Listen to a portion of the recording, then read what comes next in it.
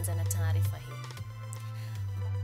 Ya wakazi wa Mukuru kwa Njenga hii leo wamepokea kibali cha kumiliki nyumba za bei nafuu. Hii ni baada ya Rais William Ruto kuhudhuria hafla ya uzinduzi wa nyumba hizo, zaidi ya familia 1000 zikinufaika.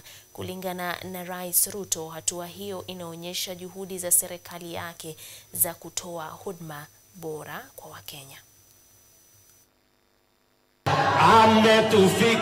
Ilikuwa siku ya kipekee kwa baadhi ya wakazi zaidi ya 1080 wa Mukuru kwa Njenga, huku wakipokeza funguo za nyumba za bei nafuu chini ya serikali ya Kenya Kwanza.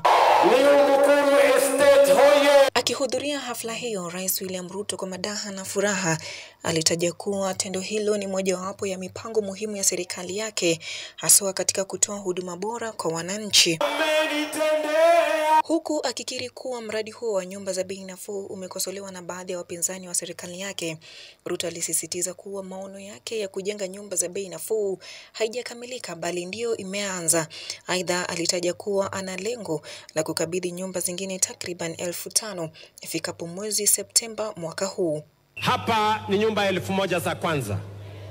Mwezi wa 8, mwezi wa 9 tutakuja kupatiana nyumba zingine 5000. Mara 5 ya nyinyi mlio hapa leo. Tutarudi tena baadaye mwaka mpya tupatiane nyumba zingine 5000. Hali kadhalika alitaja kuwa kando na kuwa mpango huo utasaidia wakazi hao kwa makazi, pia italeta kubobea kwa uchumi wa eneo hilo, huku akidai makazi hayo yatasaidia kuimarisha eneo hilo kwa kuwavutia wawekezaji na kuleta ustawi wa biashara. Hapa tumepatikana ajira. Hapa kumefanyika biashara. Hapa kumefanyika mambo ya viwanda.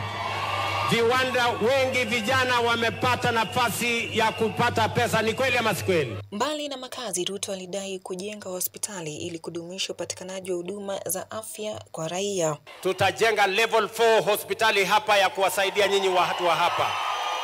Hapa tutakuwa na shule ya chekechea. Hapa tutakuwa na shule ya primary school. Hapa tutakuwa na shule ya JSS.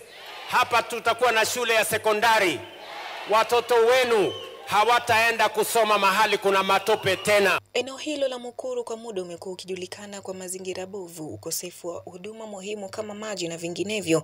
Hata hivyo, ujenzi wa nyumba hizi nafuu unatarajiwa kuboresha maeneo hayo. Hapa kumefanyika biashara. Rais aidha alitoa wito kwa wamiliki wa nyumba kujisajili katika mpango wa Boma Yangu ili kupata nafasi ya kumiliki nyumba hizi za bei nafuu. Ochieng Cynthia, runinga ya KU.